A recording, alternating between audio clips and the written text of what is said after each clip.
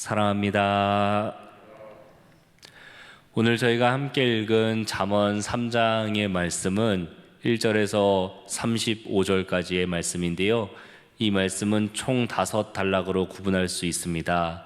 먼저 1절에서 4절까지의 말씀은 솔로몬이 그의 아들에게 내 아들아 너의 아비의 훈계를 들어라 라고 얘기하면서 이 아버지의 훈계를 잘 들으라는 권면으로 시작을 합니다. 그렇다면 솔로몬은 과연 어떤 훈계를 자녀에게 주었을까요? 바로 그 이윽고 나오는 훈계를 네 부분으로 나눌 수 있습니다. 아버지의 훈계를 잘 들어라. 내가 너에게 하는 말을 마음에 새기고 마음을 다해 지켜라 라고 얘기를 한 다음에 이제 5절에서 35절까지 총 4단락의 가르침을, 실제적인 교훈을 아들에게 전하는데요. 먼저 5절에서 10절까지 솔로몬은 아들에게 너는 마음을 다하여 여호와를 경외하고 여호와의 말씀을 지켜라 라고 말합니다. 그러니까 솔로몬이 하고 싶은 얘기는 내 말을 잘 지켜라, 내 말을 잘 생각해라가 아니라 바로 내가 하는 이 말, 하나님을 잘 따르고 하나님의 말씀에 순종해라 라는 이 말을 아들이 잘 지키기를 바랬던 것이죠. 그리고 11절에서부터 20절까지 솔로몬은 너는 여호와의 징계를 싫어하지 말라고 아들에게 얘기합니다. 그리고 나서 21절에서 26절까지는 너는 이 받은 여호와의 말씀, 징계를 하시기도 하고 꾸짖기도 하시는 이 지혜의 말씀을 힘을 다해 지켜라 라고 얘기합니다. 그러니까 솔로몬은 아들에게 너는 내 얘기를 잘 듣고 지켜라 라고 얘기하면서 어떤 얘기를 하냐면 무려 3단락에 걸쳐서 하나님의 말씀을 잘 지키라고 얘기하는 것입니다. 하나님의 말씀을 마음을 다해 지키고 하나님을 경외하며 그의 꾸지람이 있을지라도 그것을 미워하거나 싫어하지 말고 그렇게 받은 말씀을, 그 지혜의 말씀을 마음을 다해서 지켜라 라고 3번에 걸쳐서 실제적인 가르침을 준 뒤에 마지막으로 27절에서 35절까지 4번째 가르침을 주는데 그 4번째 가르침은 바로 이웃과의 관계에 대한 가르침입니다.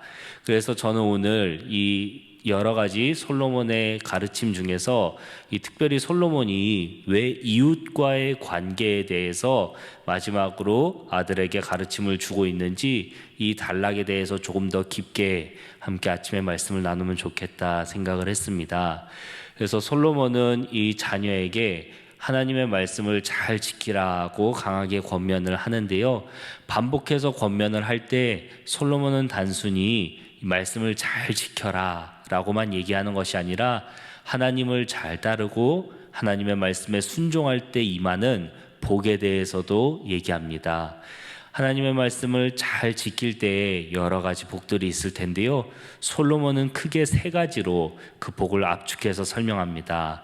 먼저 첫째는 하나님의 말씀을 잘 지킬 때에 우리에게는 장수함이 있을 것이다 라고 얘기를 합니다. 그리고 2번째는 하나님께서 우리의 곳간에 물질이 풍요롭게 차고도 넘치게 해주실 것이다 라고 얘기해 주시고, 3번째로는 우리가 하나님의 말씀을 잘 순종하고 하나님 앞에서 겸손히 행하면 하나님께서 우리를 높여주실 것이다, 우리를 존귀하게 여김 밖에 우리를 높여주실 것이다 라고 얘기하면서 3가지 복에 대해서 얘기를 합니다. 이렇게 거듭해서 솔로몬이 하나님을 잘 섬기라고 아들에게 말을 하는데요. 이렇게 거듭해서 강조한 뒤에 그 다음에 오는 말이 바로 이웃과의 관계입니다. 솔로몬은 하나님을 잘 섬기라고 얘기한 뒤에 왜 이웃과의 관계에 대해서 얘기를 했을까요? 특별히 이웃과의 관계에 있어서 선하게 대해라 라고 얘기를 하는데요. 그 근거가 될 수 있을 만한 구절이 바로 26절에 나오는 말씀입니다. 대저 여호와는 너가 의지할 만한 분이시다라고 얘기를 일단락한 뒤에 27절에서부터는 이웃과의 관계에 대해서 마지막으로 가르침을 주고 있습니다. 그래서 여호와는 너가 의지할 만한 분이시다라는 이 말씀이 왜 하나님을 의지하는 사람이 27절에서부터 이웃과의 관계에 있어서도 신경을 써야 되는지 핵심이 되고 근거가 되는 구절입니다. 여기에서 번역된 대저라는 표현은 히브리어로는 키라는 단어인데요. 이 부분은 대체로 왜냐하면이라고 번역이 됩니다. 그러니까 앞서서 솔로몬이 아들에게 25절에 걸쳐서 하나님의 말씀을 잘 순종해라 라고 얘기했던 이유, 그 이유는 왜냐하면 하나님은 너가 의지할 만한 분이시기 때문이다 라고 가르침을 일단락 짓는 것이죠. 하나님은 이 솔로몬의 아들뿐만 아니라 우리 모두가 충분히 의지할 만한 분이십니다. 우리가 하나님의 말씀에 잘 순종할 때 하나님께서 우리에게 예비하신 복을 주실 뿐만 아니라 결단코 우리의 순종을 잊으시지 않는 신실한 분이시고 우리의 모든 삶을 하나님께 전적으로 의지하고 하나님께서 우리를 지탱해 주시고 받쳐주시는 그런 지지대와 같은 신실한 분이시다라고 솔로몬이 얘기합니다. 그렇기 때문에 우리는 하나님의 말씀을 잘 순종하고 하나님께서 이웃과의 관계에 대해 말씀하시는 것도 잘 순종할 수 있습니다. 비록 이웃과의 관계에 있어서 우리가 이웃들에게 선대하는 것이 때로는 우리가 손해를 보는 것 같고 때로는 불편하게 느껴질지라도 하나님께서 우리를 선대하셨고 하나님께서 우리의 의지할 분이 되어주셨기 때문에 우리는 그 하나님의 말씀에 의지하여서 이웃들에게도 선대할 수 있고 그 가운데서 어떠한 손해나 어떠한 불편도 하나님께서 다 이겨낼 수 있게 해주시고 또한 그러한 모든 것들에 보상을 더해 주시겠다라고까지 말씀을 해주십니다. 또한 저는 이 말씀을 보면서 하나님께 의지하는 사람, 하나님의 말씀이 그의 인생에 지지대처럼 받쳐져 있는 사람들이 왜 이웃들과의 관계에 있어서 이렇게 선한 열매를 맺을 수 있는가 생각을 해보았는데요. 그것은 바로 우리가 어제도 주일에 담임 목사님을 통해 말씀을 받았듯이 우리가 하나님의 말씀 안에서 굳건하게 세워져 갈 때, 하나님의 말씀 안에서 반듯하게 세워져 갈 때 반드시 그의 삶에 열매가 있을 것이라는 것을 통해서 하나님과의 관계가 곧게 서 있고 하나님의 말씀이 그의 인생을 지탱하면은 그 나무가 곧게 자라서 바르고 좋은 나무에서 바르고 좋은 열매인 이웃들과의 좋은 관계가 나는구나 라고 저는 묵상을 했습니다. 그래서 하나님의 말씀에 잘 의지하는 사람에게는 좋은 열매가 있는데 그 열매는 하나님과의 좋은 관계일 뿐만 아니라 이웃들과의 좋은 관계로도 나타난다는 것입니다. 간절히 바라기는 우리 일산교회의 모든 성도님들이 하나님과의 관계가 좋다라는 그런 열매뿐만 아니라 이웃들과의 관계에도 좋은 열매를 맺는 좋은 교회 그리고 칭찬받는 교회가 다 되기를 소망합니다. 그래서 하나님께서 이렇게 우리에게 이웃과의 관계에 대해서도 말씀을 주셨는데요. 하나님께서 이 솔로몬의 입술을 통해 이웃과의 관계에 대해서 점차적으로 강조하시면서 이웃들에게 선대할 것을 우리에게 명령하셨습니다. 먼저 솔로몬은 아들에게 어떤 이웃과의 관계를 맺으라고 얘기를 하냐면 이웃이 너에게 무언가를 꾸려고 찾아왔을 때 그를 돌려보내지 말아라 라고 얘기합니다.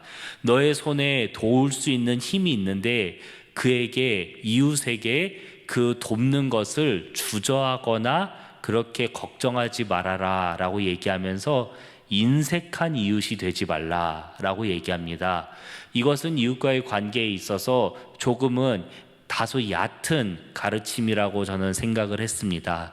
그저 인색한 이웃이 되지 말아라 라고 솔로몬은 먼저 운을 떼죠. 그런데 그 다음에는 어떻게 얘기를 합니까?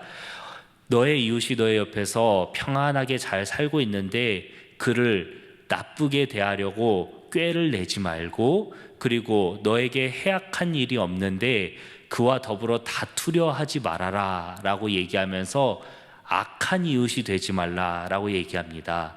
그러니까 먼저는 인색한 이웃이 되지 말라라고 얘기하는데 그 다음에는 악한 이웃이 되지 말라라고 조금 더 강하게 얘기합니다. 그런데 단순히 인색하거나 악한 이웃이 되지 않는 것뿐만 아니라 이제는 더 나아가서 패역한 이웃이 되지 말라, 포악한 이웃이 되지 말라라고 얘기하면서 이 패역하다, 포악하다라는 것은 고집스러운 이웃, 그리고 잔인한 이웃, 이렇게 해석할 수도 있습니다. 그래서 솔로몬은 이렇게 인색한 이웃이 되지 말고 악한 이웃이 되지 말 뿐만 아니라 이웃에게 고집스럽지 말고 그에게 잔인하게 대하지 말라라고 얘기를 하는 것입니다. 그러니까 솔로몬은 점차 이 역설적인 방법을 통해서 강하게 아들에게 교훈을 주는 것입니다. 그래서 이 이웃과의 관계에 있어서 이렇게 포악하고 패역한 이웃이 되지 말고 선한 이웃이 되라 라고 강조하는 것이죠. 그렇다면 여기서 나오는 이웃은 누굴까요? 우리의 옆집에 사는 사람, 윗집에 사는 사람, 같은 아파트에 오랫동안 살고 있는 사람이 이웃일 뿐만 아니라 여기 히브리어에서 해석되고 있는 이웃은 스쳐가며 만나는 사람입니다. 따라서 우리의 이웃은 단순히 가까운 사람, 우리와 자주 얼굴을 보는 사람일 뿐만 아니라 기본적인 우리의 태도가 다른 사람들에 대해서 선하게 대해야 한다는 것을 우리는 이 잠언의 말씀을 통해서 깨달을 수 있습니다. 이렇게 이웃들에게, 만나는 모든 사람들에게 기본적으로 우리의 태도가 선해야 하고, 우리가 그들에게 선대를 베풀어야 하는 이유는 첫째로는 하나님께서 우리에게 선대를 베풀어 주셨기 때문입니다. 하나님께서 우리에게 호의를 베풀어 주시고 우리를 선하게 대해 주셨는데 우리는 다른 사람을 악하게 대해서는 안 됩니다. 그런데 그 악하게 대하는 것이 때로는 이웃들과의 관계에서 소홀하게 대하고 이웃들과의 관계에서 악을 꾀하는 것뿐만이 아니라 더 나아가서 이웃들에게 포악하고 이웃들에게 패역한 그런 나쁜 사람이 될 수도 있다는 것을 생각하면서 우리가 하나님께 받은 이 호의대로 우리도 만나는 모든 사람들에게, 그리고 더 나아가서 이 가정의 달을 맞아서 가까운 우리의 가족들에게 선하게 대해서 우리의 이웃들이 우리를 볼 때 하나님의 모습을 보고 또 이웃들이 우리를 볼 때 악한 이웃이 아니라 선한 사람이다 라고 판단하며 칭찬받는 우리 모두가 되기를 간절히 소망합니다. 말씀을 정리하겠습니다. 오늘 잠언 3장의 말씀을 통해 솔로몬은 자녀에게 하나님을 경외하라고 거듭 강조합니다. 그런데 하나님을 경외하고 하나님을 의지하는 자들에게 나타나는 삶의 열매는 바로 타인에게 선하게 대하는 것입니다. 하나님의 말씀이 우리의 삶을 굳게 지탱하고 있을 때 우리의 삶은 하나님과의 좋은 관계라는 열매뿐만 아니라 이웃들과의 좋은 관계라는 열매도 맺혀지게 될 줄 믿습니다. 오늘 우리의 삶에도, 우리가 걸어가는 신앙의 모든 삶에도 이 아름답고 향기로운 두 가지 열매, 하나님과의 좋은 관계, 이웃들과의 좋은 관계, 이 열매가 가득 맺혀져서 하나님과 사람들에게 모두 칭찬받는 저희가 되기를 간절히 소망합니다.